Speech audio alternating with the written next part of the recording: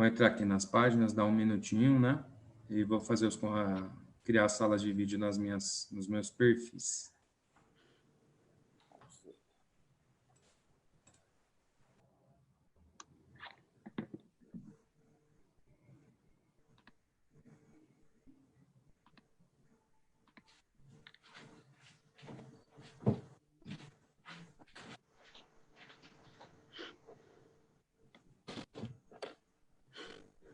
Já estamos ao vivo aqui já, tá tudo ok. Vou compartilhar aqui.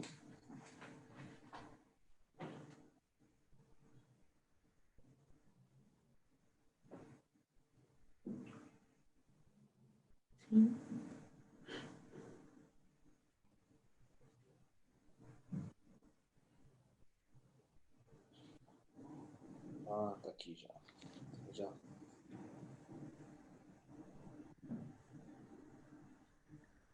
Pessoal que já estiver online aí, se puderem compartilhar, nós agradecemos, tá?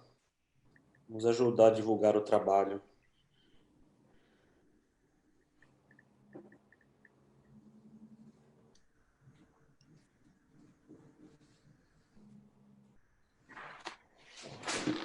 Boa noite aqui, doutora Tatiana Borsa, doutor José Cordeiro, doutora Patrícia, o pessoal está entrando aqui.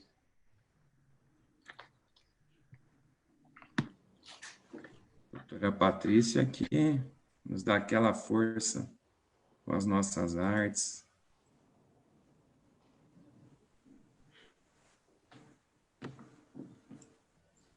Mais uns 20 segundos?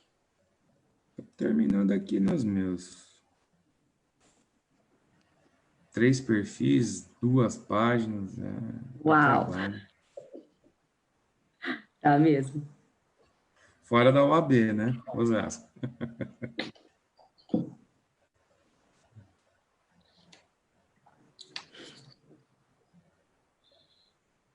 Temos já 19. Bora?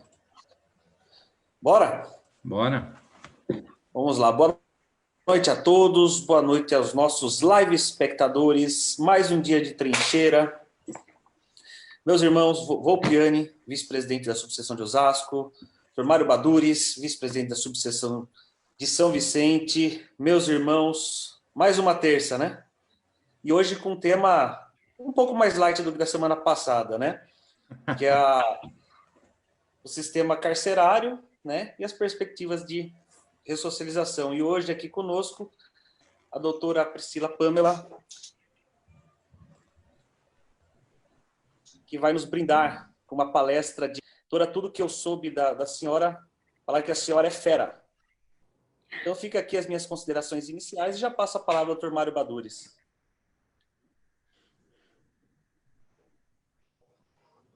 Obrigado, Neto. Mauro Otto e Neto, meu dileto amigo, um grande irmão. A OAB São Paulo me deu esse privilégio de conviver com vocês, que são seres tão iluminados, expoentes da nossa profissão, pessoas do mais alto gabarito, quer seja no âmbito técnico profissional, mas também na essência, como pessoas. Nisso eu já sou extensivo ao também meu irmão Alexandre Volpiani Carnelos. Uma grande honra sempre estar ao lado dos meus amados VPs de Biúna e de Osasco, que com uma união, uma adesão de esforços, nós criamos esse projeto na trincheira da advocacia, justamente para levar entretenimento e conhecimento para a nossa classe, e cada dia mais tem se expandido, né? A comunidade que acaba nos abraçando vai desde os acadêmicos até promotores, magistrados. Aqui já passamos lives com até ministros, procuradores, juízes, em debates, até mesmo em relação ao sistema penitenciário. Então, assim, sempre deixar bem registrado que é uma alegria para mim, uma grande honra e sempre um aprendizado estar ao lado de vossas excelências, do qual comungo a sorte de tê-los como amigo e o orgulho de tê-los ao meu lado como gestores de ordem. E, falando em OAB, né, hoje já me permito ter o prazer até de apresentar a doutora Priscila Pamela dos Santos, Nós que temos tanto carinho por ela, acabamos carinhosamente de chamar de Pri, mas que não se esconda atrás de um rosto jovem e sorridente, porque ali está uma guerreira feroz, uma leoa indomável, né? Ela que tanto bem nos representa, é presidente da Comissão de Política Criminal e Penitenciária da OAB São Paulo, é uma comissão muito importante e, obviamente, polêmica, uma comissão assim repleta de assuntos cavernosos e que demandam assim um aprofundamento muito grande de qualquer ser humano, porque se trata de mazelas do próprio Estado numa era punitivista, talvez uma das piores nos tempos sombrios que nós passamos.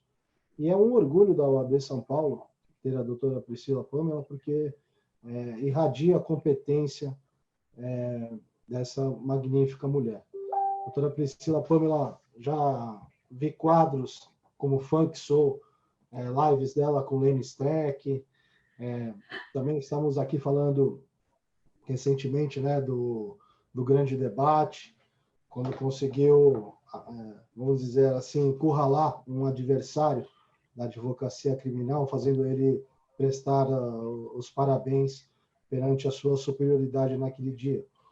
Então, Pri, eu que faço parte, né, eu que sou um aprendiz da sua comissão, deixo aqui registrado o orgulho que tenho, né, nesse sentido, porque estar ao seu lado sempre é um crescimento, é sempre muito produtivo. E também externar que aqui os advogados de São Vicente, tenho certeza que na região dos meus diletos amigos, também se sentem muito bem representados por você, porque sei que é uma das que mais trabalha e sempre tem tempo para nos emprestar a sua sabedoria que é peculiar. Uma grande honra para mim, e tenho certeza que para a Trincheira, ter você aqui conosco nessa noite. Realmente, uma grande honra. Boa noite aos nossos live espectadores. Netinho, vice-presidente, Mauro Neto, Atui, ou Atui Neto, a gente sempre confunde, nosso príncipe dos tribunais superiores, bom estar aqui com você de novo. Meu querido irmão, hoje nós estamos privilegiados aqui, Neto, porque temos um rei dos júris e uma rainha dos júris, né? Pessoas que são tribunos, admirados por todos nós criminalistas que não, no meu caso, não faço tantos, não como o Netinho, mas já começa bem essa trincheira, né? Mário Badures, meu outro irmão, vice-presidente da OAB São Vicente, que até pouco tempo estava presidente em exercício, que eu gostaria de parabenizar agora pela atuação, pelo tempo que esteve à frente da subseção, com grande responsabilidade, e a sua marca principal, que é a lealdade. Como eu disse, quem tem o prazer de conhecer esse meu amigo Mário Baduri sabe que ele é um cara que tem como lema a lealdade. E como eu digo também, lealdade é via de duas mãos, né? E a dele nunca sai da faixa, nunca anda na contramão. E é uma honra, né, ser seu colega, ser seu amigo, ser colega vice-presidente também. Com certeza, além de rei dos júris da Baixada, será o próximo presidente da OAB São Vicente, porque a advocacia vai reconhecer o seu trabalho, o homem que você é. Muito obrigado por tudo. Doutora Priscila dos Santos, Pâmela dos Santos, deve ser parente do nosso presidente dos Santos, no final. Sendo ou não, com certeza é uma grande trabalhadora, batalhadora da nossa OAB São Paulo. Mais uma pessoa com a qual eu tenho a honra de servir, de representar a nossa ordem. Desempenha um trabalho que não é fácil, é muito criticado, pouco conhecido, né? Porque infelizmente as pessoas não se interessam muito, principalmente nós criminalistas, que temos clientes lá nesse sistema, né? Que é muito complicado. Eu com certeza não vou cometer a heresia de dizer que eu conheço melhor esse sistema que você, Pri, mas sei que o de São Paulo é um dos melhores do país. Porém, contudo, está longe de ser o adequado. E eu sempre tive uma tese com relação a qualquer pessoa presa, não só os meus clientes. Já foi o tempo que eu só ligava para os meus clientes. Até eu presidir direitos humanos em Osasco e saber o que é uma causa humana. E o preso nada mais é do que um ser humano que está lá trancado e, infelizmente, é tratado como um cachorro. E como todo cachorro, se nós amarramos ele numa parede, todo dia a gente passa e dá um chute no rosto dele, por anos, quando ele for solto, o que ele vai fazer? Ele vai atacar. E vai atacar com muita força e vai prejudicar muita gente. Então, gostaria, né, de tecer esses esclarecimentos iniciais. Doutora Priscila é nossa presidente da Comissão de Política Criminal e Penitenciária da OAB São Paulo. Vou ler de novo, porque eu me enrolei todo. Presidente da Comissão de Política Criminal e Penitenciária da OAB São Paulo, e vai falar hoje para nós da situação carcerária no estado de São Paulo e as perspectivas de ressocialização. No estado, eu corto o meu braço se alguém entender mais do que ela desses assuntos.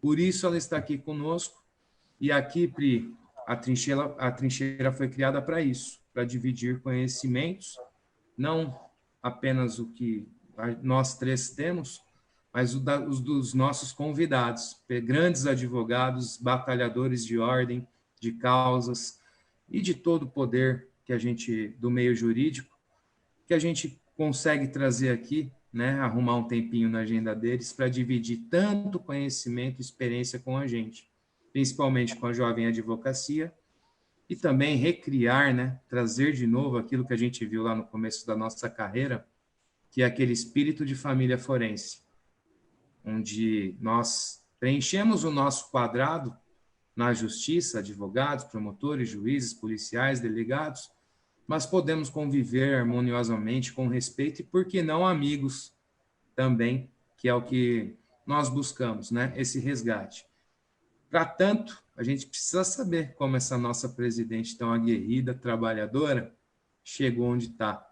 Não precisa ser desde que nasceu, mas um pouco da trajetória dela para ser essa grande advogada que é hoje no nosso estado e que realmente tem uma cara de boazinha, mas é uma leoa ali atrás quando precisa.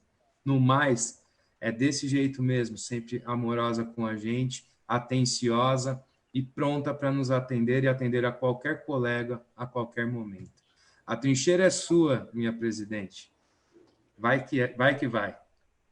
Nossa, eu estou aqui assim, eu não consigo ainda me olhar com esses olhos, assim, agradeço muito todos esses elogios, o principal deles jovem, tá? Isso me fez muito feliz, porque já não mais tão jovem assim. Eu me lembro que quando inicio, né, estagiando na advocacia criminal, eu falava, nossa, você é novinha, né, e agora isso já não é mais um fator, já não é mais algo que eu escuto comumente, então eu fico muito contente aqui, principalmente com o jovem. E é isso mesmo, sempre com um sorriso no rosto, mas de fato, com uma braveza interna absurda quando se trata de defesas de direitos de toda e qualquer pessoa, especialmente das pessoas que se encontram privadas de liberdade. Então, boa noite a todas e a todos, muito obrigada pelo convite, me sinto muito honrada aqui em estar participando da trincheira com grandes amigos, e vamos tentar, então, vamos falar um pouquinho um pouquinho de tudo. Eu chego aqui chego na advocacia, acho que eu nasci, não conseguiria ser outra coisa na vida, eu queria ser médica, né, quando eu era criança, e aí um dia meu pai me olhou e disse assim, olha, não vai dar. Tá, escolhe outra coisa, porque medicina não tem como, né, nós não temos condições financeiras para que esse sonho se torne realidade.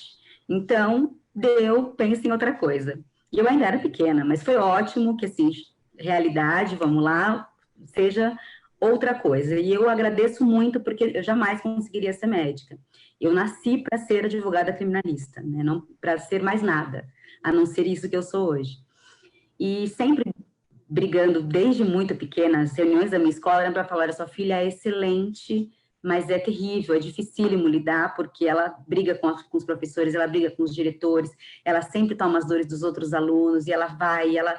Então, eu sempre, é isso, eu tive em mim muito forte a presença de defender, né, e por muitas vezes uma pessoa ali acusada de algo. E aí, tento ainda no campo de achando que dava para ser médico ou algo na área da saúde, fui fazer curso técnico em nutrição, para trabalhar em hospital, e aí eu já comecei a entender que não era mesmo a minha cara, né, e aí consigo um emprego no hospital e entro na faculdade de Direito, ao mesmo tempo. E, poxa, tenho que fazer uma decisão, tenho que tomar aqui uma decisão sobre qual é o caminho que eu quero seguir, né? Se de fato vai ser esse trilhando para o caminho da saúde, ou se é esse que o mundo me diz que é o certo, que é a advocacia. E aí, assim, sem sombra de dúvidas, eu entendi que não era aquele meu lugar, não era aquele hospital, e era ali na academia, era ali ouvindo direito, produzindo ciência jurídica, e saindo dali para o mundo para gritar, né, enfim, berrar o direito dos que não podem, que estão sem voz momentaneamente. E já assim, eu entrei para trabalhar na área criminal, então, mas já no primeiro ano consigo um trabalho na esfera civil, e fico ali por 4 anos, e no último ano eu pentelho, quer dizer, eu vim pentelhando um professor desde o primeiro ano, e aí no quarto ele já não aguentava mais, porque eu de tanto pedir um estágio para ele decidiu que chegou a hora e me concedeu, e é o meu sócio hoje, e ele me abriu as portas, então, para essa advocacia criminal que eu sonhei muito. E isso surge, assim, se consolida, eu sabia que eu queria trabalhar com direito penal, na verdade, mas não sabia que era... Falava, será que eu vou ser juíza? Será que eu vou ser promotora? Será que eu vou ser advogada? E então foi no tribunal do júri, quando eu estava no segundo ano da faculdade, a gente estava falando aqui do júri nas apresentações, em que eu entendi qual era o meu lugar no mundo, e que era no lado da defesa. E vendo um júri do meu sócio, eu olhei aquilo e falei, eu nasci para fazer isso da minha vida, eu preciso disso para ser feliz. E até entender, até eu ler uma espécie de alvará de soltura, que daí ficou maior ainda, né, a alegria. E aí comecei, então, já estou há 15 anos nesse mesmo lugar, entrei e nunca mais saí. Entrei como estagiária, depois virei advogada e aí virei sócia no meu escritório, que chama Madi Rezende Santos. Sou extremamente grata à vida por ter me aberto as portas para isso, porque, de fato, eu sou uma mulher muito realizada porque eu faço o que eu amo. E desde sempre trabalhando para além do escritório em ONGs, em projetos sociais, que eles sempre lidou com pessoas privadas de liberdade. Então, para além dos meus clientes, eu também trabalhava para pessoas que eu nunca tinha visto na vida, né, pensando sempre ali na liberdade como um pilar. Então, projetos no Tribunal do Júri, em convênio com a Defensoria Pública, pela instituição da qual eu sou diretora, que se chama IDDD, Instituto de Defesa dos Direitos de Defesa. Então, eles têm um convênio IDDD, Defensoria, e encaminham júris o excedente, né, para o IDDD, e se distribui entre os associados. Então, ali eu comecei a realizar os plenários, e outros projetos desde educação, no cárcere também, pelo IDDD, vários mutirões. Então, assim, trabalhando muito, incansavelmente, sempre pensando nas pessoas privadas de liberdade. E acho que, enfim, esse acúmulo de trabalho, esse acúmulo isso para além do escritório, possibilitou que, enfim, meu nome fosse cogitado para assumir a presidência, então, da comissão nessa gestão. E o Santos não vem de ser parente do presidente Caio, que por acaso eu vinha conhecer depois. Então, surge meu nome e, poxa, que honra, né? Que alegria, mas será que é isso? Dou conta de tudo isso mesmo, né? Porque é uma comissão polêmica, eu não sei qual é o espaço de atuação que nós vamos ter, se de fato nós vamos conseguir atuar.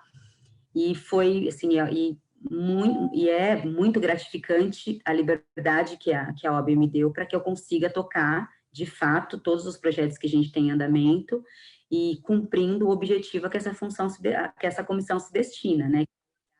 mesmo ali para os direitos e para a garantia desses direitos das pessoas que estão privadas de liberdade.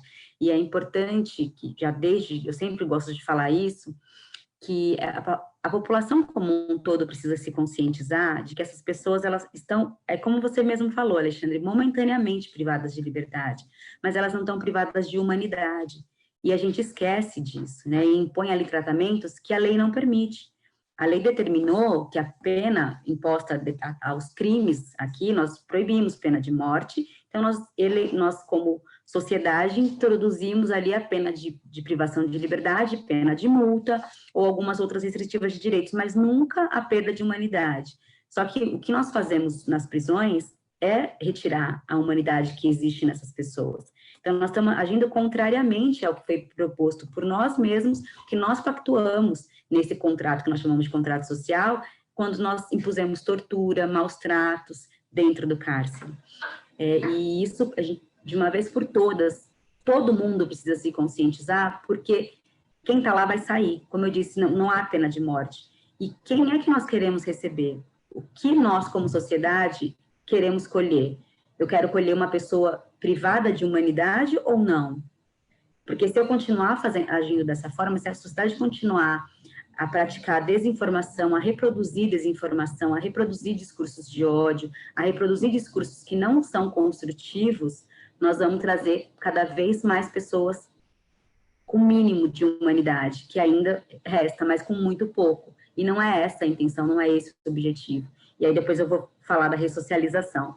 Mas eis que então eu assumo essa presidência dessa comissão com uma honra e com uma alegria muito grande, e começamos a, enfim, trabalhar enlouquecidamente nessas pautas, né? Então, a gente tem desde oficinas culturais, nós temos em algumas unidades, agora preferencialmente nas unidades femininas, e elas estão acontecendo agora nesse momento de pandemia à distância, para não terminar, para não acabar, não se encerrar, nós continuamos mandando, mas de forma escrita, mas nós temos, por exemplo, oficinas de poesia, nós temos oficina de mandala, nós temos oficina de yoga e meditação, nós temos oficina de cinema, isso tudo em uma unidade. A gente tem uma oficina de fanzine, elas fazem umas revistinhas, né, e tem, nossa, e aí tem prontas, a gente tem de teatro, tem de futebol, tem de crochê, tem, assim, uma infinidade de oficinas dentro das unidades, e são pessoas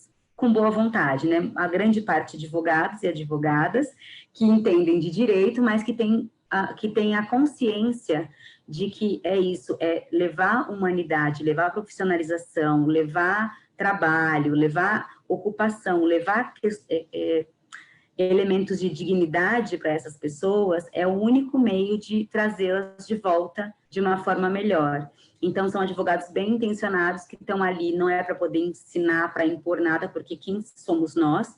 As pessoas ali têm vivências muito maiores, muito superiores do que a grande parte, né? Então, quem tem muito a ensinar são elas e eles.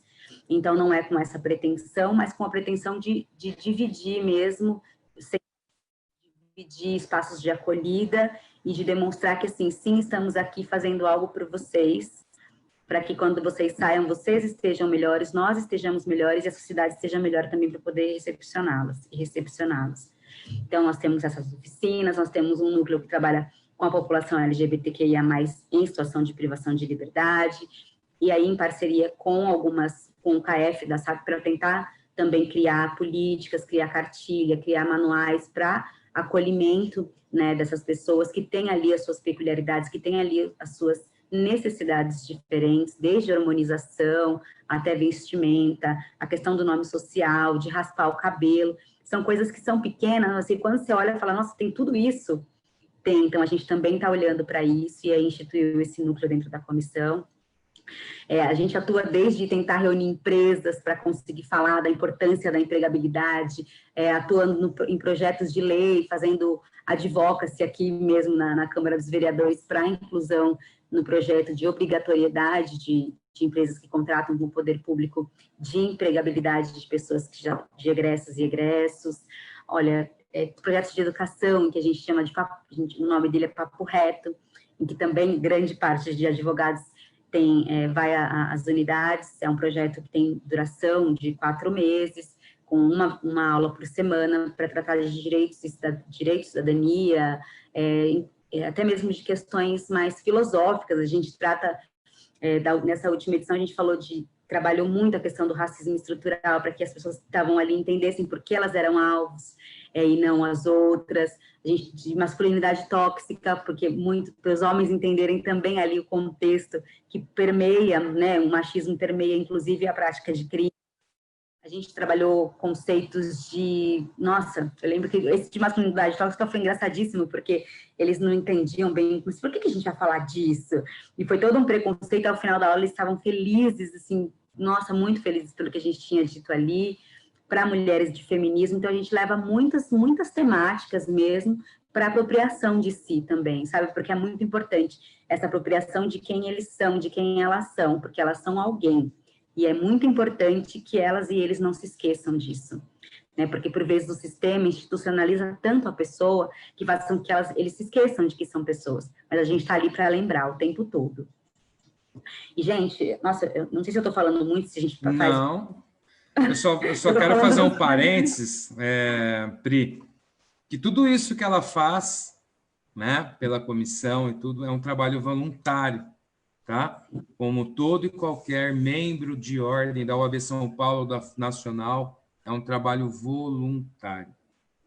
Eu tenho pois só não, que agradecer. Pri, continua que a aula está boa. Tudo que você imagina. está falando é extremamente necessário para que as pessoas saibam o tamanho do seu trabalho, quem quer ajudar, pode ajudar. É um mundo melhor que a gente busca, né? Se a gente não trouxer a humanidade, inclusive para quem erra, o nosso fim é a extinção. Sim. Eu só agradeço imensamente as integrantes e os integrantes da comissão, que assim trabalham incansavelmente, isso de forma voluntária. Eu sou grata a todas e a todos. Tudo isso é possível porque todos estão ali juntos nesse propósito, né? Então é importantíssimo. Então eu deixo aqui registrado meu agradecimento a todas e a todos os integrantes da comissão. Nós temos um projeto de recebimento de cartas, então, assim, recebemos muitas cartas mensalmente, e aí não se faz o atendimento jurídico, né, mas se encaminha para defensoria, se tem advogado particular para advogado constituído, se há alguma denúncia para as ouvidorias, enfim, se tem alguma relação com pedidos de trabalho, a gente também encaminha para a FUNAP para ver se está na fila, se não está, a gente tenta dar encaminhamento àquela demanda sem prestar assistência, que é o que não poderia, né, mas, e aí respondendo para a pessoa que está privada de liberdade, que eu acho que isso é um grande diferencial, porque ela entende que, tipo, olha, alguém recebeu a minha carta e tem alguém cuidando disso para mim. Esse olhar, é isso, as pessoas erram, todas as pessoas têm o direito de errar, todas as pessoas têm a obrigação de arcar com os seus erros, dentro dos limites da lei. E dentro dos limites da lei a lei determina que essas pessoas tenham ali possibilidades para recuperação, ressocialização, qual é o nome que a gente queira dar para isso. Mas, infelizmente, na prática, isso não acontece. Então, a gente tenta, né, ali, de fato, a comissão tenta observar o que está disposto em lei e aplicar. Isso não é fazer caridade, isso é fazer o nosso trabalho, fazer a nossa parte. Não só como OAB, mas sim também como OAB, que é fortíssima, né, aqui na luta pela democracia, pela garantia de direitos e a manutenção, né, do Estado Democrático de Direito, mas também como integrantes e pessoas que somos, e sociedade, ente social, que entende ali o seu papel no mundo, né, nessa construção de um mundo melhor para a gente, para as próximas gerações, enfim. Então, nós temos esse projeto de cartas, tentando lembrar. Agora, na pandemia, gente, se eu fosse falar atuação, nós ficaríamos aqui até amanhã, porque foi pesadíssimo, está sendo pesadíssimo, né, o trabalho aumentou muito, muitas denúncias, a gente, enfim, oficiou a todos os juízes das execuções, a todos os corregedores para observar a questão da recomendação do CNJ, a gente entrou com pedidos de providências aqui no Tribunal de Justiça, nós conseguimos ali o acesso a uma lista da SAP com todas as pessoas presas no grupo de risco, e aí disponibilizamos na Secretaria da Ordem para que todos os advogados comprovando procuração pudessem fazer a consulta se seu ou não, para poder fundamentar os seus pedidos, porque várias recusas do judiciário vinham, olha, não comprovou que está no grupo de risco. Então, nós dissemos, olha, comprovamos sim, aqui está, a própria SAP que conferiu aqui a essa pessoa a condição de grupo de risco. Então, não tem uma prova irrefutável, né? Claro, argumentos do judiciário são vários, né? Cada dia a gente tem um novo, desde que só tem só os astronautas que estão livres da Covid, até esse de que não fez prova do grupo de risco. Então, nós tentamos ali, de alguma forma, diminuir essas negativas, né? Então, fornecemos isso para toda a advocacia, oficiamos as 176 unidades, com um monte de quesitos sobre cada circunstância que pudesse ali agravar ou não a propagação do vírus. Disponibilizamos também para todas as pessoas o acesso a essas informações, todas as unidades nos responderam. É difícil, a gente tem que ficar em cima, tem que cobrar, tem que ligar no gabinete secretário, enfim, é um trabalho que, de fato, cansa muito, esgota, mas também, quando você produz dados, é muito gratificante. Oficiamos o Ministério da Saúde, o CNJ agora, que simplesmente entendeu, né, de acordo com o ministro Fux, que preso tem que ter tipo penal específico para ficar doente ou não. Então, nós encaminhamos ali um ofício para dizer, olha, desculpe, mas isso é inadmissível, né, a justiça não pode, ela é seletiva e a gente sabe, mas não dá para poder escancarar essa seletividade assim num papel, dizendo que quem pratica esse tipo de crime ou esse não pode, assim, se tiver Covid, morre na prisão, porque não vai ter a observância, a recomendação 62. Então, nós já oficiamos nesse sentido, assim, oficiamos o governo do estado pedindo testes, e aí foi bem antes de começarem os testes massivos, e aí o retorno foi de que eles estavam fazendo o programa para iniciar essa testagem massiva, tanto que iniciaram.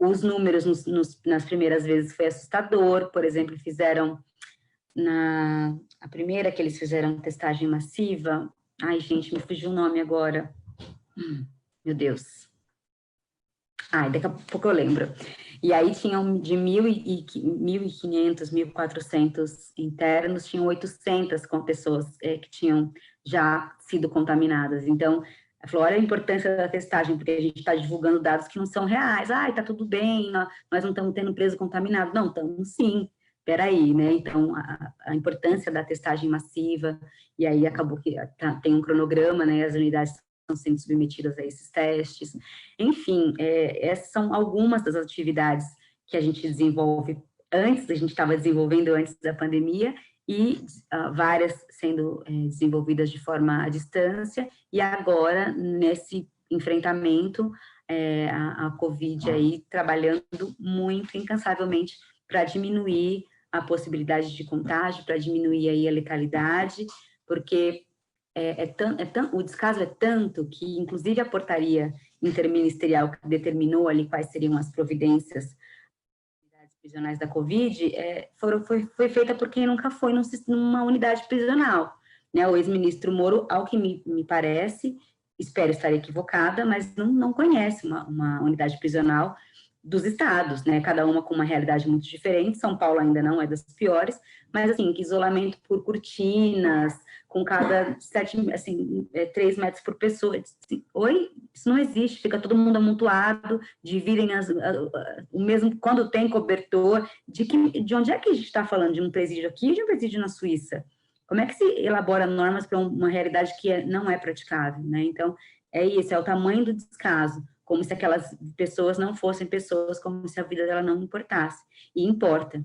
Elas são pessoas, elas têm história, elas têm família, né? Elas cometeram um erro, estão pagando pelo erro, de acordo com o que é determinado em lei. O excedente, nós estamos praticando crimes quando nós permitimos que sejam impostas outras condições que não só as determinadas pelo Código Penal.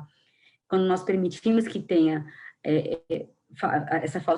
esse ambiente insalubre, quando nós permitimos a prática de tortura, quando nós permitimos essa retirada de humanidade das pessoas que estão encarceradas, nós, sociedade, estamos praticando um crime.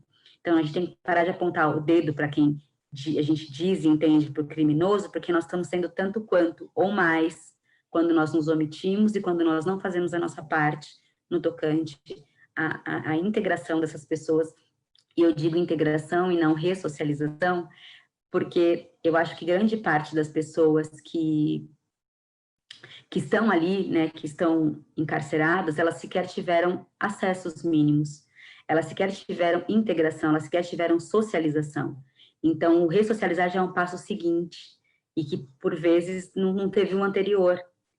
Então, a gente precisa olhar também para essas pessoas com esse cuidado, né, para que a gente consiga, de fato, atribuir ali, conferir oportunidades que sequer podem ter sido dadas. Bem, vamos falar aqui, vocês também, porque só eu estou falando aqui muito. Não, a gente está aqui para aprender. A gente está aqui para aprender, porque, assim, tudo que você está falando é algo que muita gente vai criticar, né? Mas não entende. O bacana é entender os motivos que você tem para fazer isso, que é o nosso também, membro de ordem, membro de quem atua em causas dentro da ordem, né? Ninguém sabe. Meu pai é um cara, por exemplo, que é extrema-direita, e ele só assistiu a trincheira quando tinha 2 delegados aqui. Eu até brinquei, né? Você falou que na sua infância você queria ser médica, etc e tal. Meus pais, era o que meus pais queriam para mim. E hoje eles, de vez em quando, quando eles estão bravos comigo, eles falam, eu criei filho para defender bandido. É sempre a mesma coisa. Eu acho que muitos de nós ouviu isso, né? Mas com muito custo a gente vai explicando, entendendo isso com os nossos pais e parentes próximos, às vezes. Imagina quem não é, né? Para entender tudo isso que você está falando. É muito difícil, envolve muito a desmistificação dos direitos humanos, que é uma bandeira que a gente, primeiro, que está no nosso juramento, a defesa desses direitos, porque é uma causa que reflete no bem-estar do mundo. Ninguém está aqui para defender criminoso, criminalista não é criminoso, não pode ser confundido com isso, e nem defende crime, defende o direito das pessoas, que mesmo errando tem. Eu não fiz a Constituição, foram os nossos pais que votaram lá naqueles deputados que fizeram uma boa Constituição, na minha opinião, bastante garantista, e que às vezes, né, querem interpretar de outras formas, etc e tal, mas enfim. Mas é extremamente importante falar disso, e você falou muito sobre ressocialização, né? Nesse seu trabalho de comissão, que tem muito a ver isso, dar um objetivo para as pessoas que estão lá cumprindo pena, faz parte da ressocialização. Mas, voltando para o primeiro tema, tem mais ou menos uma estimativa de quantos presos nós temos no Estado? Se você divide as condições ruins por região ou não, é muito diferente. A gente nota que está na área criminal, que o CDP é muito diferente da penitenciária, né? No quesito da pessoa estar lá vivendo naquele local. São locais totalmente diferentes. Um é um micro-ondas, o outro já tem uma certa... se vive um pouco, né, melhor do que no CDP. Quando no CDP se aguarda lá a pena, mas às vezes pode demorar mais de ano. Né? Mas tem uma estimativa do nosso número de presos, o que está ruim, o que está bom. Eu vou falar. Minha presidente. Só que queria ver que tem o Dr. Luiz Antônio Cardoso, desembargador aqui do Tribunal de Justiça, um companheiro de projeto de SEMEAR que trabalha muito, muito, muito para a ressocialização, né? É um projeto muito bonito, em parceria do Tribunal de Justiça, a Secretaria de Junção Penitenciária, a OAB, muitos juízes, enfim, é um projeto assim, grandioso mesmo e muito focado na questão da ressocialização e com trabalho dentro das unidades e fora. Né? E a Ação pela Paz também participa do projeto. Então, eu queria aqui agradecer a ilustre presença nessa live virtual aqui, do desembargador, e dizer que ele é um parceiro nosso aqui, né? Quer dizer, eu sou uma parceira, porque o projeto já existia sem a OAB estar junto, então eles fazem um trabalho muito bom e é muito importante que o tribunal se preocupe com isso, e é um prazer trabalhar nesse projeto com eles do SEMEAR. A nossa população, enfim, os dados são muito imprecisos, né, ainda, infelizmente, porque depende muito de cada unidade, passar para cada secretaria, para que essas secretarias compilem esses dados todos, né? Então, as médias variam muito. Tem relatório que apontou para 726 mil pessoas, outros relatórios que apontaram para 812 mil pessoas. Então, nós temos aproximadamente 800 mil pessoas privadas de liberdade no Brasil, né? Aqui em São Paulo, mais ou menos 220 mil pessoas que estão privadas de liberdade. E é sempre importante esclarecer para todas as pessoas quem são essas pessoas que estão presas, né? Assim, acho que depois a gente entra na questão da região que você me perguntou, mas é importante a título de esclarecimento. Se vamos trocar ideia, então vamos trocar ideia sobre o que é importante. E é importante que as pessoas assim, consigam entender o perfil das pessoas que estão presas e tentar chegar numa conclusão, né? Não sou eu quem quero dar a conclusão para ninguém, não quero impor a minha verdade a ninguém de jeito nenhum. Mas só para mostrar que existe um padrão, existe um perfil. E por que que, então, é sempre este mesmo perfil, né? Então, ao que me parece, é muito as faltas do que eu mencionei um pouco antes, desses acessos. É muito a falta de possibilidade de inserção social. E isso acaba, de uma forma ou outra, refletindo nesses dados, né? Então, nós temos aqui, desse universo de aproximadamente 800 mil pessoas, 65% delas é negra. Então, assim, é um dado que choca. Se não choca, deveria chocar. Por que que nós estamos encarcerando mais pessoas negras do que pessoas brancas? A faixa etária das pessoas, eles são jovens. 55% das pessoas contam com até 29 anos de idade. Então, nós estamos encarcerando jovens negros. O nível de escolaridade é baixo. 75% não acessaram sequer o ensino médio.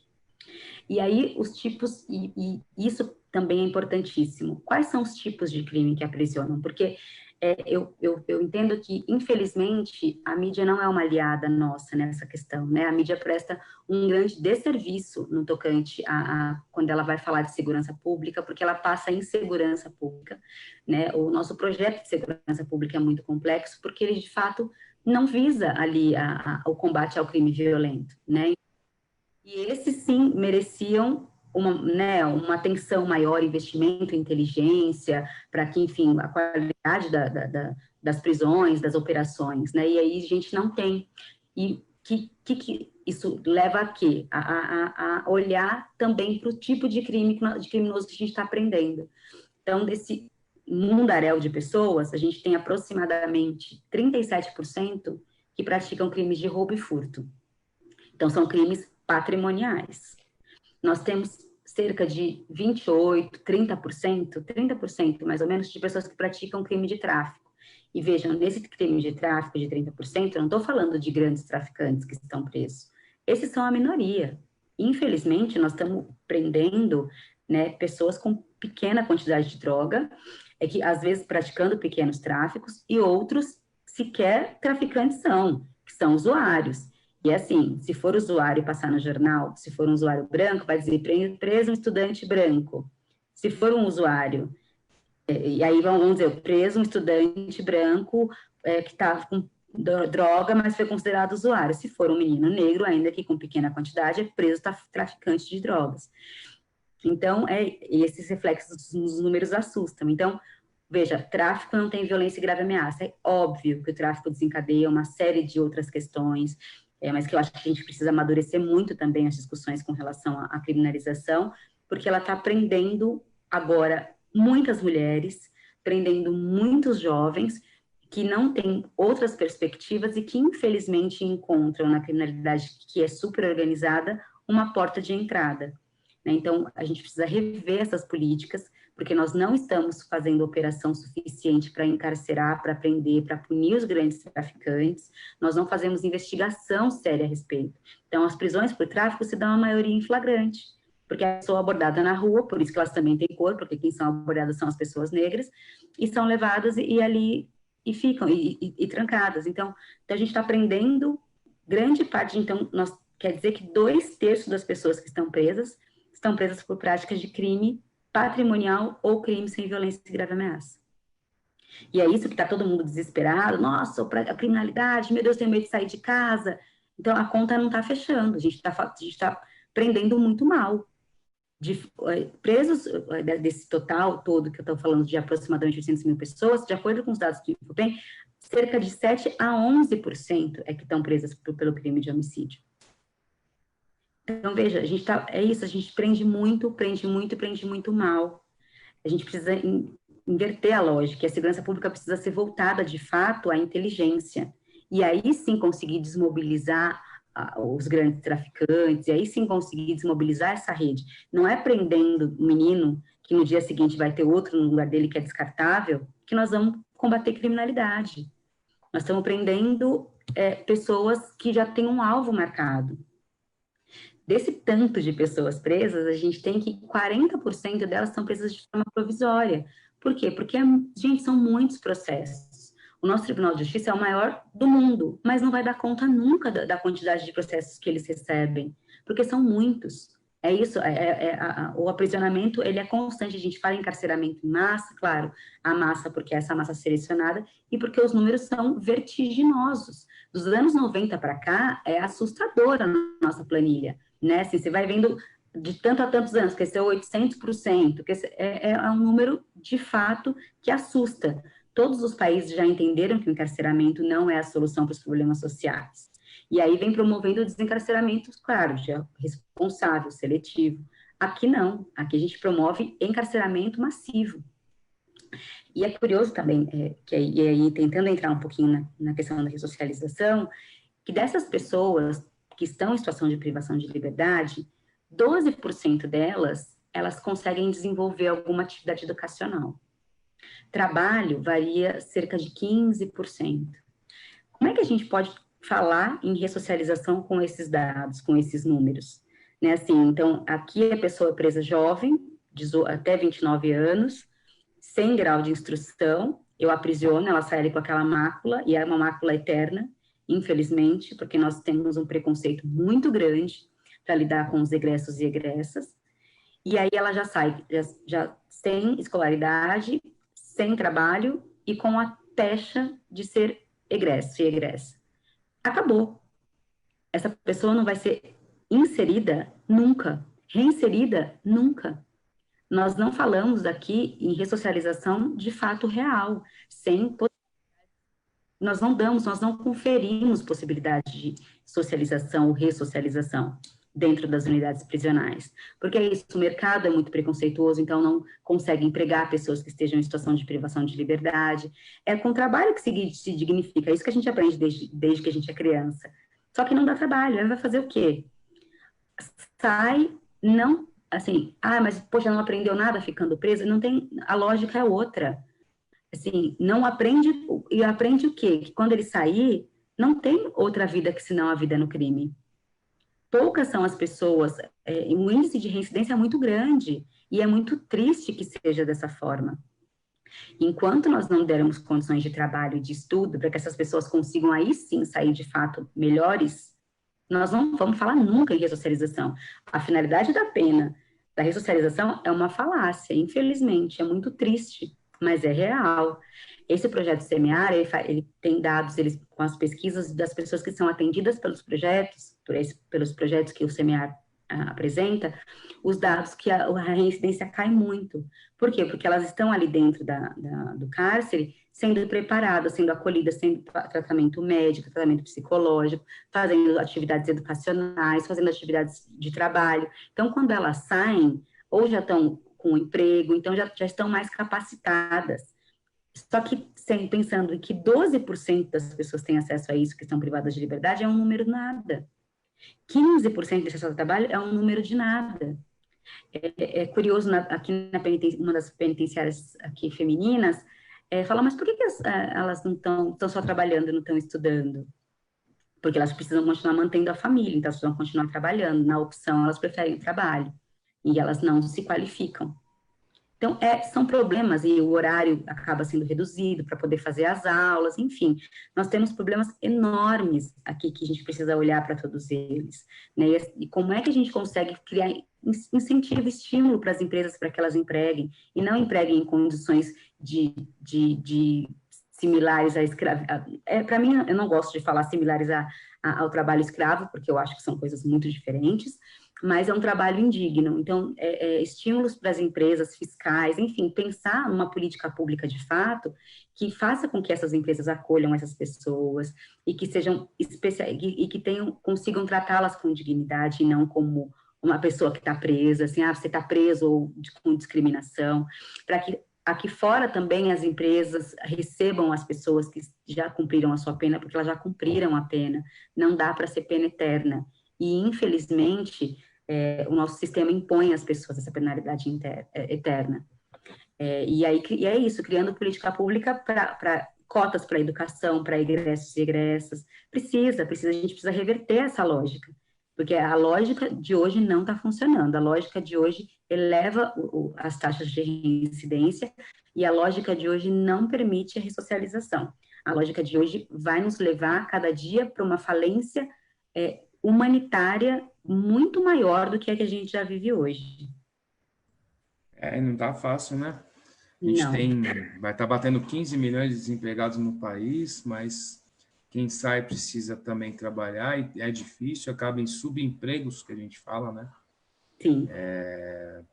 Nas piores condições e nas piores funções possíveis, aquelas que ninguém quer, e realmente não é isso, né? É complicado. Netinho, alguma coisa? Eu ouvi atentamente aqui o que a doutora Priscila falou e eu vejo que esse sistema, essa lógica que nós temos, não funciona. Eu tenho um entendimento, né, principalmente esses jovens que são presos com poucas drogas, eu acredito que não deveriam nem ser presos. Tem que acontecer como vem acontecendo, o STJ e o STF concedendo regime aberto e prestação de serviço à comunidade. Porque eu vejo que um jovem, 18 até 20 anos, vamos dizer assim, se ele entra no sistema carcerário, na verdade, ele vai ser... as facções que dominam os presídios vão chamar, viu, vem aqui. Porque lá, o sistema penal está falido.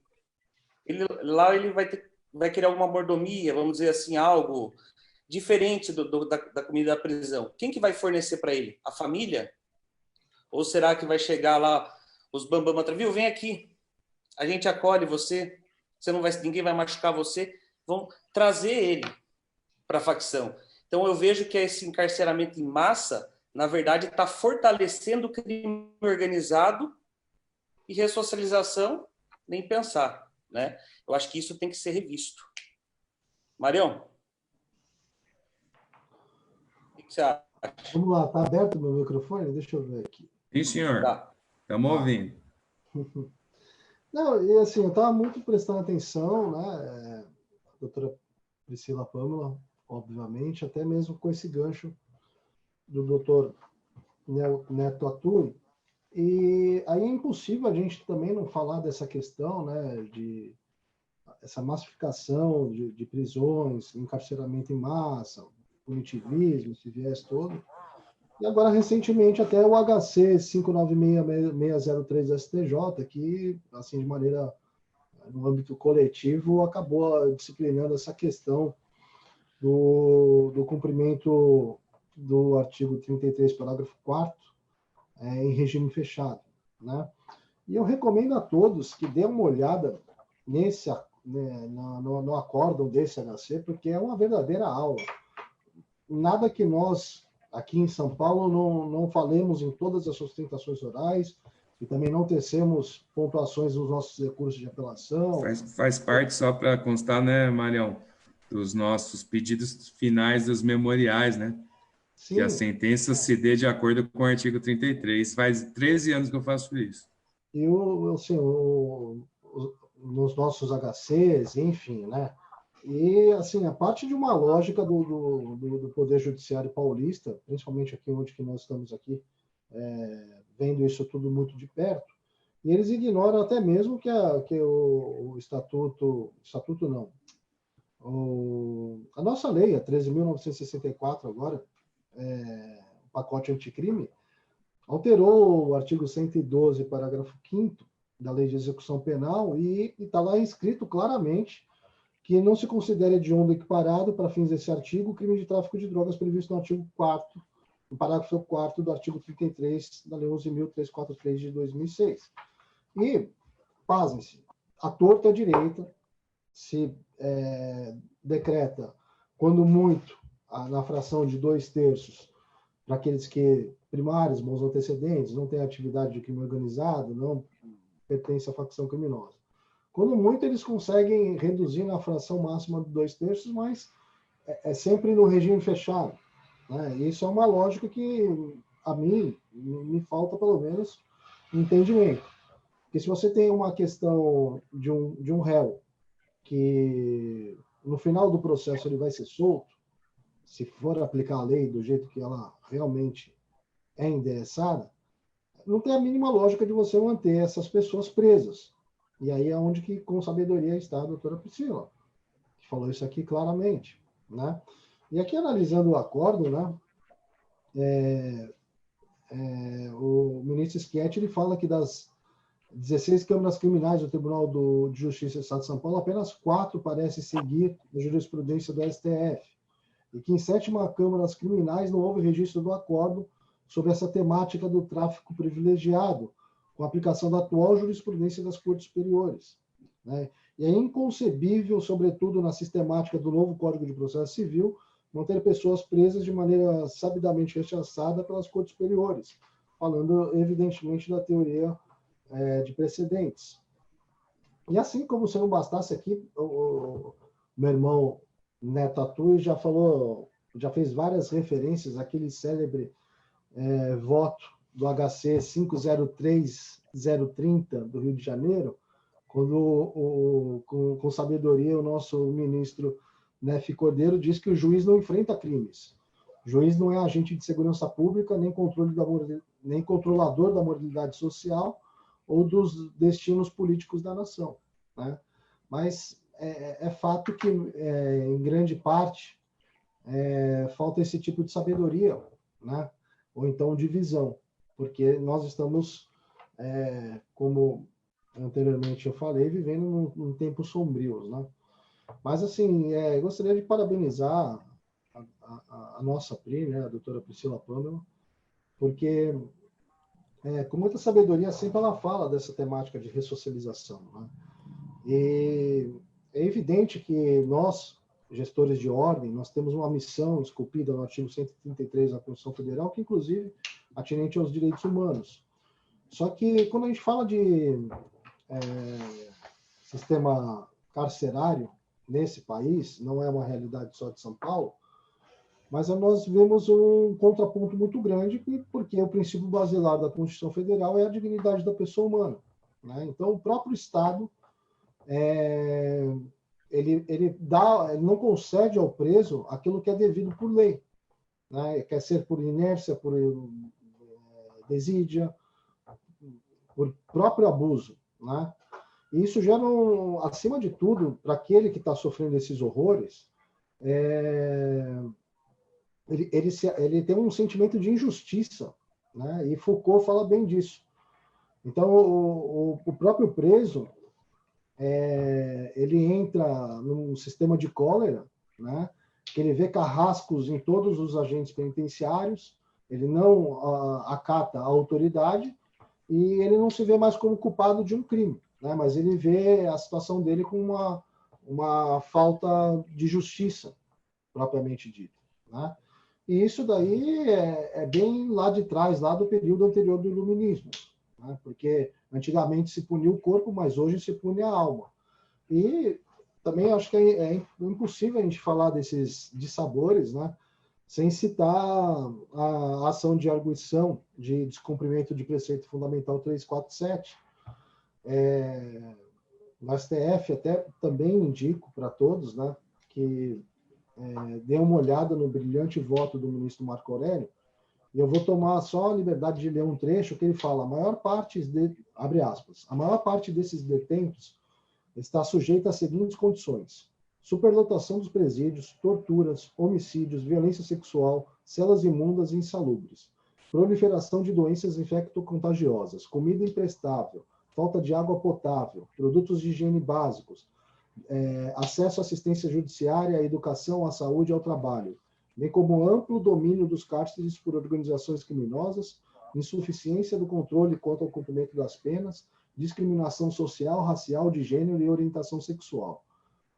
com déficit prisional ultrapassando a casa de 206 mil vagas, salta aos olhos o problema da superlotação, que pode ser a origem de todos os males. Isso é o ministro Marco Aurélio falando do que a gente tem como estado de coisas inconstitucional, né? E, assim, não é querer falar, porque é muito fácil, talvez, nós que somos brancos, que tivemos condições de ter um estudo, estamos, assim, vamos dizer, numa situação muito privilegiada, em detrimento daquele que não teve absolutamente nada. Zero, zero, zero, zero, zero. Então, esses olhos que se fecham, porque ninguém quer saber daqueles que nos agridem, que nos desagradam, né? Mas são essas pessoas, né? Geralmente o preto, o pobre, todos aqueles da classe miserável que estão nesse sistema de horror, e que, assim, a gente muitas das vezes fecha a cortina querendo encobrir um problema tão grande quanto esse, e que gera revolta. Gera revolta nos leigos, que falam, bandido bom é bandido morto. Acho que essa é uma máxima da política nossa atual, mas que ninguém sabe os horrores que, de fato, nós temos nos nossos estabelecimentos prisionais, que é um verdadeiro caos, né? E lá atrás, né, Pri, uma das coisas um dos primeiros livros que eu li na faculdade ainda era o Vigiar e Punir, do Foucault, né? E ali ele retrata, né, com o Museu dos Horrores, que realmente é essa questão que a maioria de nós queremos fingir que não existe, ou que ela não é de uma maneira, pelo menos, tão gritante quanto de fato ela é. É mais cômodo pensar dessa forma, né? E aí é de onde que eu te parabenizo por esse relevante serviço prestado, porque, como até falou o Volpiani, hoje o preso está ali encarcerado, né? É como uma criança colocar um brinquedo dentro de um guarda-roupas, de um armário, de qualquer jeito vai lá e fecha. É a política de tirar de circulação. Mas uma hora ou outra esse armário vai abrir, e o brinquedo que ela colocou ali de qualquer jeito vai cair com outros juntos, né? A analogia cabe aqui. O preso que está passando por tudo isso hoje, que é aquele estagiário que o doutor Neto Atui falou, ele está lá fazendo pós-doc em criminologia. E ele vai sair de lá, né? E vai querer aplicar tudo aqui fora. Porque não é mais aquele, assim, quando a gente imagina o fim da retribuição como um caráter especial direto ao autor do fato. Né? Ele não tem medo de cumprir a pena porque ele se sente um sobrevivente. E tampouco, né, aquilo foi feito, ele vai conceber como se fosse algo ali imprimir o medo de não mais cometer delito.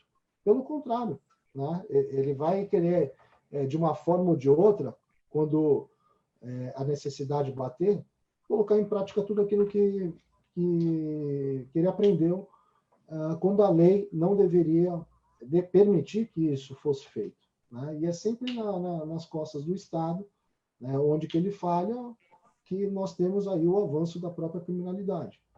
Então, aliás, é aquele princípio da culpabilidade do próprio Estado, né? Enfim, a estrela da nossa live aqui, como sempre, hoje, né, a doutora Pri, e eu acredito que seja muito interessante todos tomarem nota, tomarem ciência, né, do trabalho que é realizado por ela, porque realmente deixa a gente, assim, às vezes muito até espantado pelo nível, pela dedicação e, acima de tudo, né, pela briga, essa luta desenfreada pela observância dos direitos e garantias fundamentais, no qual eu te parabenizo, Pri, e digo que tenho muito orgulho de uma forma ou de outra, estar ao seu lado nessa guerra. Imagina, eu que agradeço. A gente sempre tem uma máxima, né? Que incompetentes arrumam culpados para justificar os seus próprios erros, né? Eu vejo, dentro da minha profissão, dentro do meu trabalho como advogado, que muitas vezes o Estado atribui, e não há como falar de sistema carcerário no Estado de São Paulo sem falar de organização criminosa. Por isso que eu vou lançar isso para a gente refletir e ver o que vocês acham. Muitas coisas ocorrem no sistema carcerário e o Estado vira e mexe, é a facção, é a organização, arrumando culpados para as suas diversas falhas, né? E são inúmeras falhas. Até que ponto é falha do Estado e a organização criminosa no seu entendimento, tudo de ruim que ocorre no sistema carcerário? Porque até onde eu sei, o que a gente ouve no nosso dia a dia é que as pseudofacções, elas são responsáveis por até tranquilizar o ambiente, não tumultuar, na maioria das vezes, porque impõem algumas regras de convivência. Mas tudo que ocorre de ruim, o Estado joga a culpa em determinadas facções e pessoas e etc. Na sua visão, né, estando dentro desse sistema, como nós estamos, como ordem, como advogados criminalistas, até que ponto você vê que o Estado está arrumando uma desculpa ou não? As facções, elas atuam, né, a criminalidade organizada, na desorganização do Estado, na ausência de Estado. Então, o espaço de privação de liberdade, o espaço de aprisionamento é um espaço de grande falta, né, grande ausência de Estado. Então, isso faz com que eles se mobilizem e se organizem e ali, enfim, pratiquem atos mais diversos. E, dentre eles, a organização mesmo do ambiente, né, assim, é sabido mesmo que em São Paulo as facções são, né, muito fortes, e elas são as responsáveis pela pacificação mesmo de unidade, porque assim, não pode ter membros de facções no mesmo espaço. Se a pessoa, quando entra na unidade prisional, ela tem que dizer se ela é integrante de alguma facção ou não, para que isso possa ser alocada num espaço com segurança. Porque se ela for de facção rival e for colocada em uma unidade prisional com uma facção rival, ela corre perigo de vida. Então, para ver o tanto que eles são organizados, é que o Estado tem que se incumbir de perguntar se você integra ou não alguma facção, que nunca tem que te levar para o lugar correto. Então, e isso só foi possível diante das violações que o Estado estava impingindo nas pessoas e diante da falta de presença de Estado, né? Assim que elas se criaram e assim que elas se fortaleceram. E hoje eu não sei, assim, de verdade, como é que se lida de forma eficaz que consiga reduzir a força das facções e que consiga reduzir de uma forma menos drástica, porque é isso, nós vivenciamos o ataque fatídico, enfim, que parou São Paulo em uma reação. Então, nós já entendemos, assim, os governos já entenderam como é que funciona. Então, assim, fica cada um no seu quadrado, cada um aqui na sua parte, cada um manda numa parcela de coisas, e nós vamos seguir, assim, num tratado de paz, né? Mas a que custo é esse tratado para a população, né? Que fica refém para sempre, eternamente, né? Da força que as facções têm, e para o próprio Estado, que, assim, perde em tudo, em respeitabilidade, perde em atuar, porque é isso, falta o Estado, a facção cresce. E é tão maluco porque é na ausência, né? Então, assim, como é que eles coaptam pessoas? Olha, o Estado não fornece meios para que os familiares colocam o preso lá, 8 horas de viagem e acabou. Ema, né, cada um com seus problemas, não fornece ali mecanismos para que aquela pessoa tenha aproximação familiar, tenha convívio com os seus familiares. E aí chega a facção e fala, imagina, a gente paga o ônibus, freta o ônibus, vem a família de todo mundo, vem cá, eu te acolho. Pô, você não tem isso aqui na unidade? Vem cá, a gente te dá. E é isso, o Estado não está fazendo, não está fornecendo, a facção está. É fato.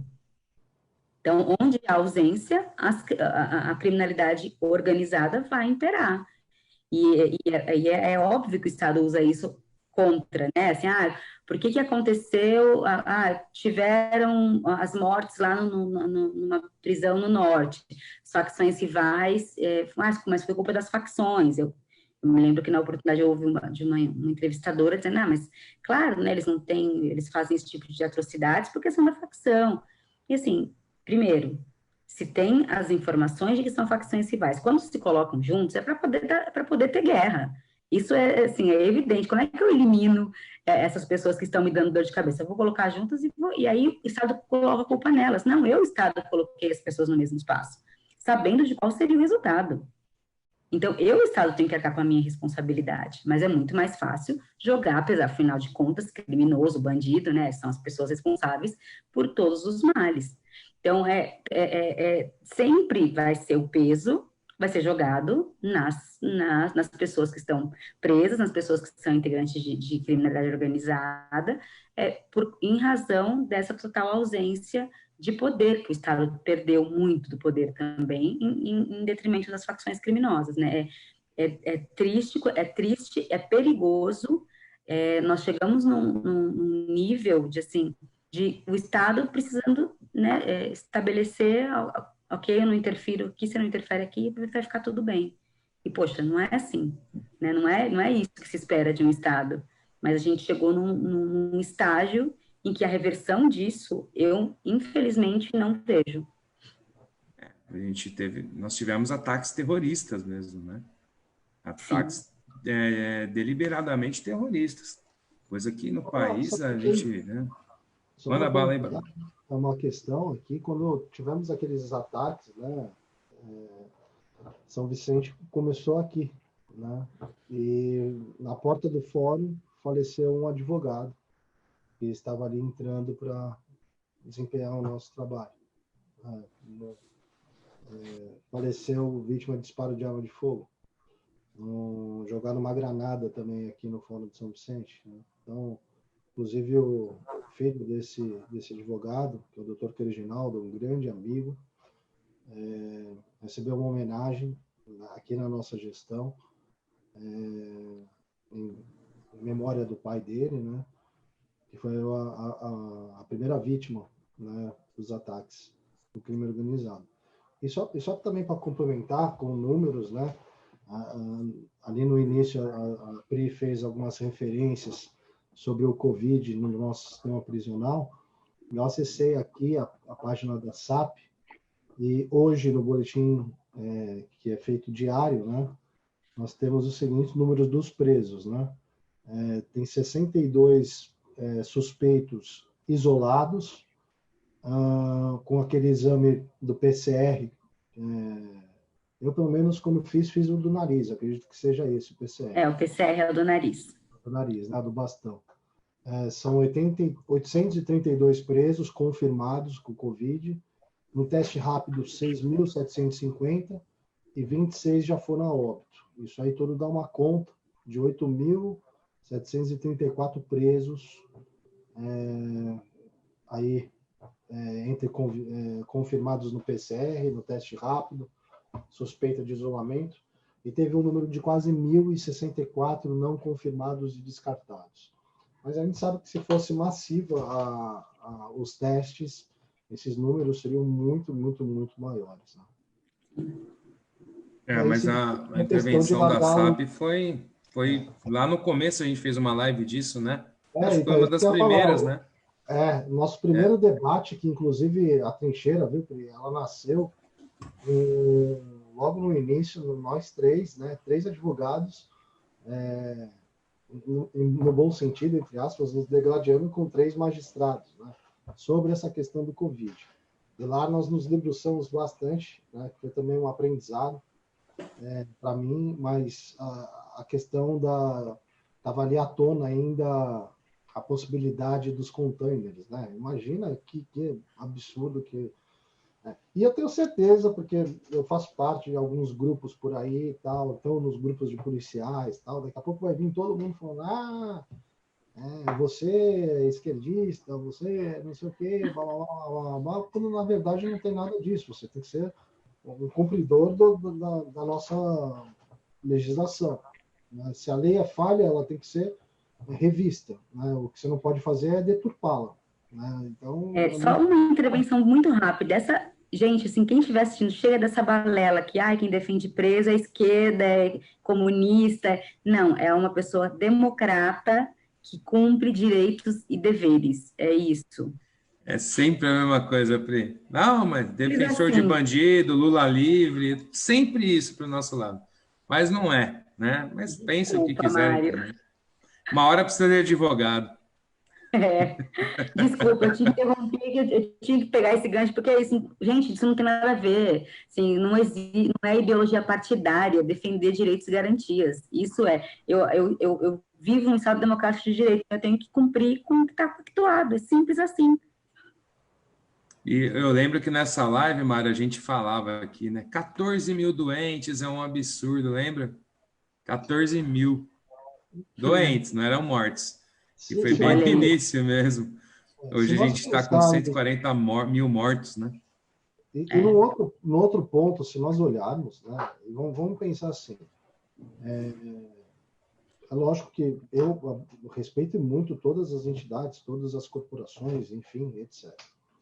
Mas a gente sabe que existe muito desvio de funções daqueles que rasgam a farda e partem para a criminalidade. E aí a progressão daqueles bandidos de farda são justamente a criação das milícias. E nós vivemos num mundo também tão, assim, com os valores deturpados, que num outro ponto, num outro lado da moeda, eu vi agora há pouco tempo, acho que foi semana passada, uma notícia que me espantou, que 2 jovens foram abordados, levados para a delegacia com tornozeleiras que não eram verdadeiras. E aí perguntaram para eles, por que você está fazendo com essas tornozeleiras? Na verdade, eu estou aqui com isso daqui na perna, que é para fazer sucesso para as meninas. Né? Então, você vê, num grau onde que, assim, a polícia se arma, vira milícia, no outro lado, está tão ruim as coisas, que quem está aqui fora, que deveria estar estudando, trabalhando, se formando, se capacitando, está querendo estar lá um dia, achando bonito tudo isso. E aí é onde que a Pri falou com muita propriedade, né? Onde que o Estado falha é onde que, entre aspas, o inimigo ele vai se aproveitar disso. Né?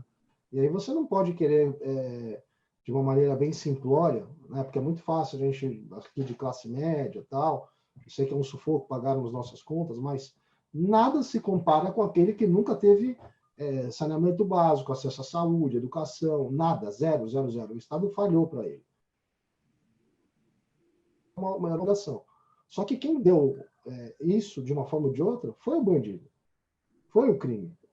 E aí eles enxergam o crime como correto e os valores nossos de outra forma. Então, aí é onde que tem essa perspectiva de que as coisas nunca, muito difícil, quase que impossível mudar uma realidade dessa, né? Para a infelicidade, porque os reféns disso tudo somos nós próprios. Uma sociedade incrível, né? Como a gente ainda vive numa sociedade patriarcal, machista, com todos os tipos de desigualdade, violência de gênero, racismo estrutural. Assim, e aí eu falo, viu, eu já falei isso aqui algumas vezes, se você pegasse uma máquina do tempo e pegasse um Neandertal, por exemplo, e colocasse nessa máquina do tempo e trouxesse ele para cá hoje, largasse ele aqui no centro de São Vicente, largasse ele aí em São Paulo, para ele ver como que funcionam as coisas, ele ia, assim, não ia entender um semáforo, ia assustar com o carro, olhasse para o céu, ia querer entender o que pássaro é o helicóptero. Mas se você colocasse ele dentro de um fórum, dentro de um tribunal do júri, das nossas audiências e tudo mais, você pode ter certeza que ele ia se sentir em casa. Esse que é o retrato do que a gente vivencia todos os dias, né? Infelizmente. Cadê o Volpiani? O Volpiani atiçou toda essa discussão e desligou a câmera, né? Fala alguma coisa, o príncipe dos tribunais. O Neto, viu, que ele é muito modesto, ele tem um jeito assim bem introvertido, né? Bem interiorano. mas nós estamos falando aqui de um advogado que, com certeza, ele está entre os primeiros no Brasil, né? Eu não sei os números, porque acaba passando algumas semanas e aumentam sempre em grande escala.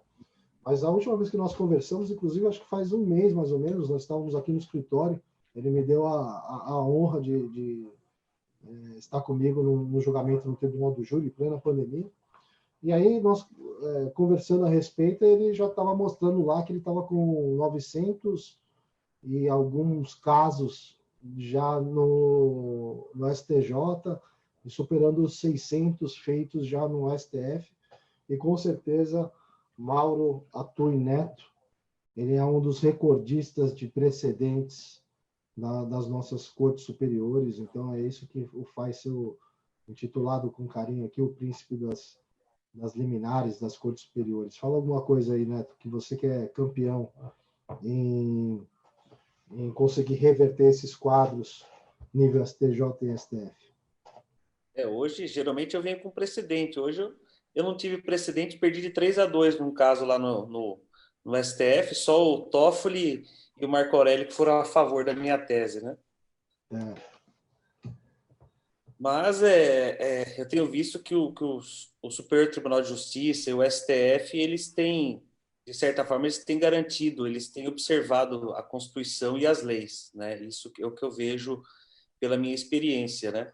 E eles veem, eu consigo perceber que a parte técnica, né? Ou seja, está na lei, é isso, não está na lei. Por exemplo, um erro básico, por exemplo, o juiz vai lá e fundamenta mal uma decisão, aquelas decisões assim, copia e cola, que agora está no 315 do CPP. Eles olham, não fundamentou, é nula, ponto. Já o que nós não estamos vendo no Tribunal de Justiça do Estado de São Paulo, né? Que custa aí cumprir as decisões dos tribunais superiores. E esses dias eu me deparei lá em Tatuí que a juíza ela aumentou a pena base de um cliente porque ele estava respondendo a um outro processo. Eu fico imaginando, desde 2010 tem edição da súmula 444 da STJ, eles não respeitam. E depois eles invocam, né, como a presidência lá do TJ falou que eles têm a livre motivação para poder decidir, mas essa livre motivação é das provas e não do direito, né? Se o STF, né? Para que serve o STF e o STJ? Para pacificar a interpretação da lei. Dou um exemplo, né? A quantidade de drogas. Eu vejo que São Paulo tem utilizado que a quantidade de drogas serve para afastar o redutor do tráfico privilegiado, o entendimento, né? E agora vai começar uma guerra, né? Principalmente com esse habeas corpus, até eu não me lembro o número, Mário, que você falou agora há pouco, os juízes vão começar a aumentar a pena base para não fixar o regime aberto. Escuta o que eu estou falando. O HC é o 596-603 de São Paulo. Que é o HC coletivo lá do Rogério Schietti, né? Isso. Ô, Piani. Algum jeitinho eles vão dar, né? Não. Não vai deixar correr solto, não, porque... Aqui, sem falar, né, de onde que é, réus, etc. e tal, eu fiz uma audiência hoje que, se não me engano, os réus foram presos em flagrante no dia 19 de janeiro. E por conta da pandemia, postergou-se, a audiência foi realizada hoje. Né? E, para o meu espanto, não foi pela questão do policial não ter comparecido, porque veio um ofício do batalhão dizendo que ele estava cometido do Covid, mas, de fato, o Ministério Público insistiu na sua oitiva, então teve que designar uma nova data para sua oitiva. Óbvio, 4 réus. Eu acabei encabeçando um pedido de revogação de prisão por excesso de prazo, relaxamento. O Ministério Público foi favorável ao pedido, não só pela questão do excesso, mas já até avançando, dizendo que era claro e evidente e provável a aplicação do parágrafo 4º do artigo 33 e que seria cumprido em regime aberto com pena alternativa. E aí, para o meu espanto, né, o magistrado acabou entendendo de uma outra forma e manteve a prisão, mesmo com todo esse prazo, sem a mínima da necessidade, com o órgão acusatório, né, dizendo que não há necessidade da manutenção do cárcere, e foi utilizado até, invocou-se a todos os acordos que tem de TJ, STJ e STF, mantendo a prisão preventiva. Então, que, assim, data máxima vênia, para mim, também é um absurdo. Né? E é assim que nós vamos, essa é a realidade. Essa é a realidade, que, igual a esse caso, que eu estou falando para vocês, há inúmeros. Né? E a doutora Priscila Pâmela deve ter números aí atualizados, e é muito triste quando, por exemplo, esses que não deveriam estar lá, a gente se depara, e assim, não são assistidos, não tem voz, né? Principalmente não tem a quem se socorrer, e muitas das vezes, quando vem uma sentença condenatória, para aplicar, né, a pena, ele já cumpriu o lapso durante a instrução, né? O que é um incrível absurdo. A prisão hoje se tornou remédio para todos os males, né? E não deveria ser assim. Não deveria ser assim. Pri, sabendo um pouco do seu dia, você veio de 3 horas de reunião, fora do resto que você trabalhou hoje, e ontem, e anteontem. Esperanças e objetivos do seu trabalho, da sua comissão e da nossa presidente, esperanças aí para o futuro e os objetivos dela. Conta um pouquinho para a gente já partir para o encerramento, que já estamos 1h30 aí, eu sei que você está cansada, né? Um pouquinho. Esperanças. Eu espero que, enfim, que a democracia vença de uma vez por todas esse fascismo. Eu espero que esse ódio, que a cada dia mais vem sendo reproduzido, seja extirpado, porque ele adoece a gente, né? E adoece muito. E adoece porque você fica contaminado pelo ódio alheio, né? Porque é um processo muito maluco mesmo. Aí você começa a odiar o que te odeia, e assim, é um processo muito doloroso, muito doentio, que, enfim, acho que que o brasileiro volte a ser esse povo amável, né? Que se vendia, eu acho que de forma um tanto ilusória, mas pelo menos um pouco do que nós já fomos um dia como sociedade, porque hoje nós estamos à beira da ruína mesmo. E então a minha esperança é de que eu consiga ver o processo de reversão de tudo isso, sabe, desse momento de tanto recrudescimento, de tanta desumanidade, de tanta maldade. Eu espero conseguir estar aqui firme para ver e para celebrar, né, a reversão desse quadro doentio pelo qual a sociedade está passando. E para isso eu estou aqui lutando muito, e é isso, para conseguir fazer com que a parcela dessa sociedade que está apartada, mas que ainda é parcela dessa sociedade, continue fazendo parte desse seio, continue sendo digna, continue, ou se não foi, ou resgatando a dignidade, e principalmente trazendo humanidade, porque isso está faltando para a gente muito, né?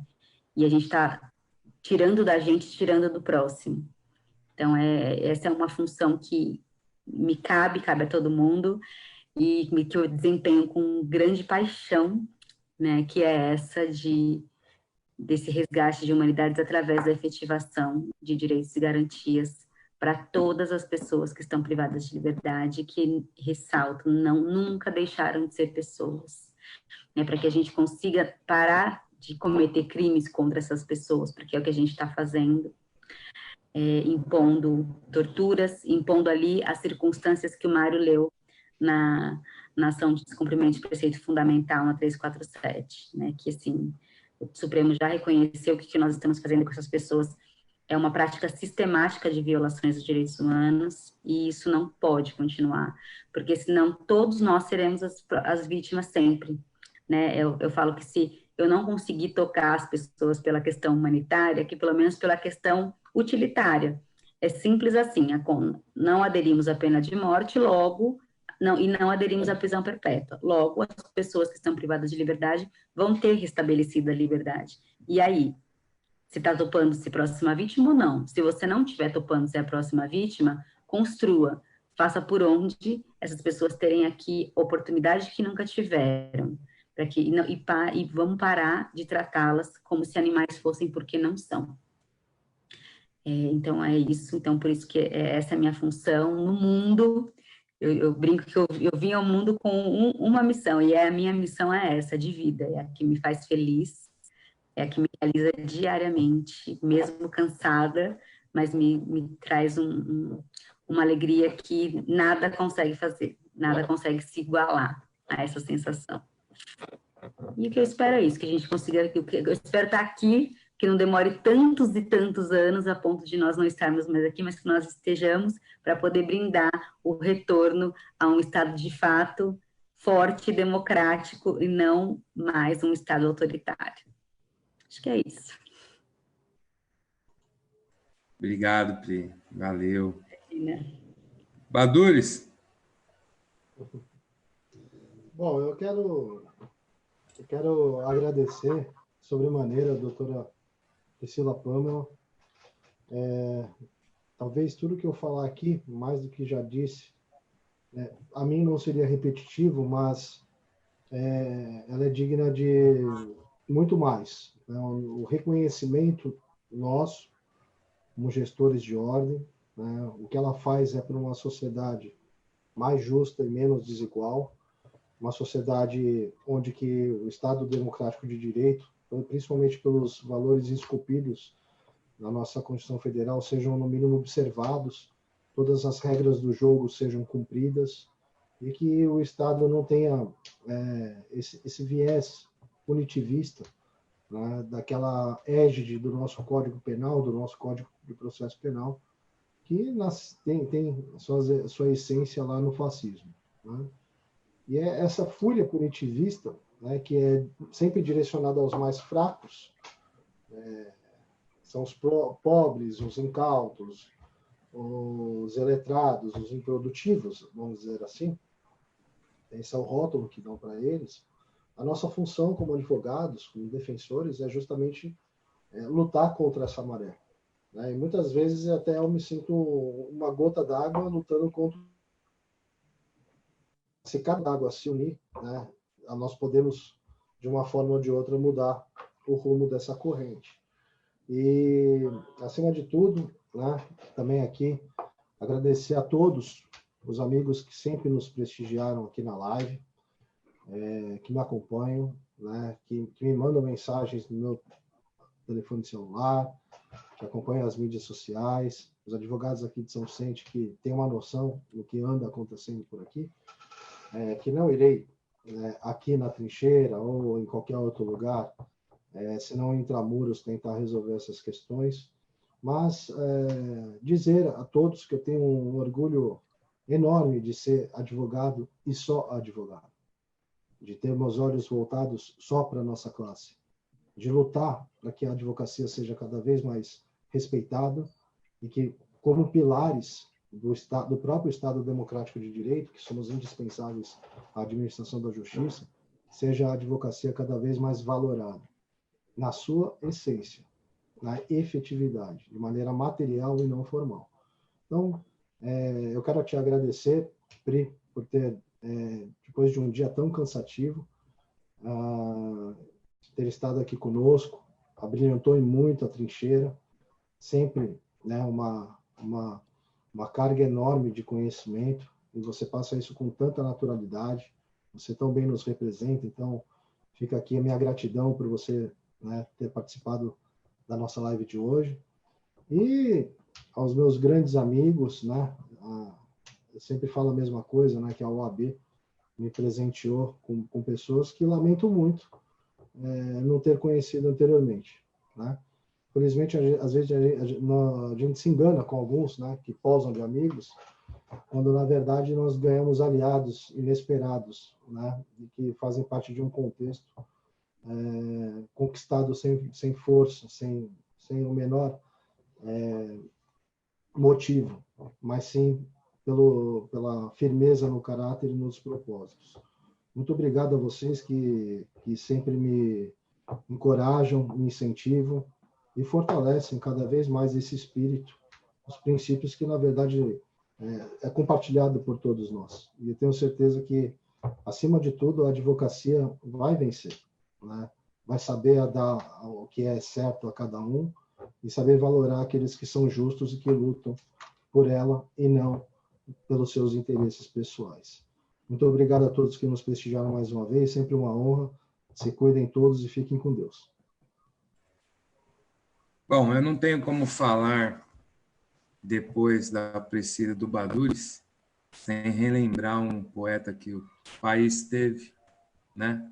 E há uns 30 anos atrás, ele escreveu uma música que refletia a realidade do país naquele momento e veio refletindo até hoje a cada governo que nós passamos e cada situação que nós vivemos até hoje. Eu admiro muito esses meus colegas e amigos, Priscila e Badures, por tudo que eles falam, mas em se falando do país e de tudo que a Priscila cuida lá na comissão dela, eu lembrei de um trecho da música e gostaria de ler. Eu acho que vocês vão reconhecer e talvez até concordem comigo. E esse trecho diz o seguinte: vamos comemorar como idiotas, a cada fevereiro é feriado. Todos os mortos nas estradas, os mortos por falta de hospitais. Vamos celebrar nossa justiça, a ganância e a difamação. Olha como é atual.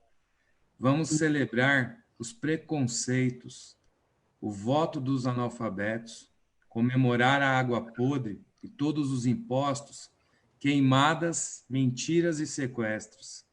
Nosso castelo de cartaz marcadas, o trabalho escravo, nosso pequeno universo. Agora cai certinho.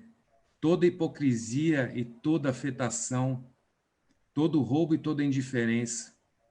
Vamos celebrar epidemias. É a festa da torcida campeã. O nome dessa música é Perfeição, escrita por Renato Russo. E realmente, ela é perfeita desde os anos 90 até o ano de 2020. E do jeito que está, vai continuar sendo perfeita e se enquadrando por muitos e muitos anos.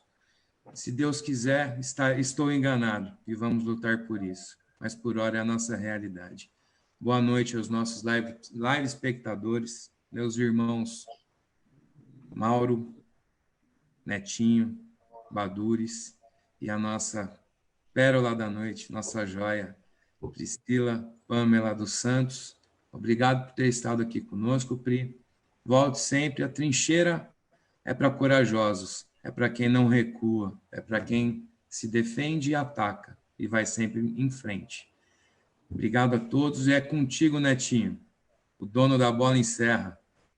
Encerrando, né? Eu sempre gosto de citar trecho de alguns historiadores ou filósofos, né? E hoje acho que eu vou citar novamente o Leandro Carnal, historiador, que ele fala que a chave para a transformação do mundo é a consciência.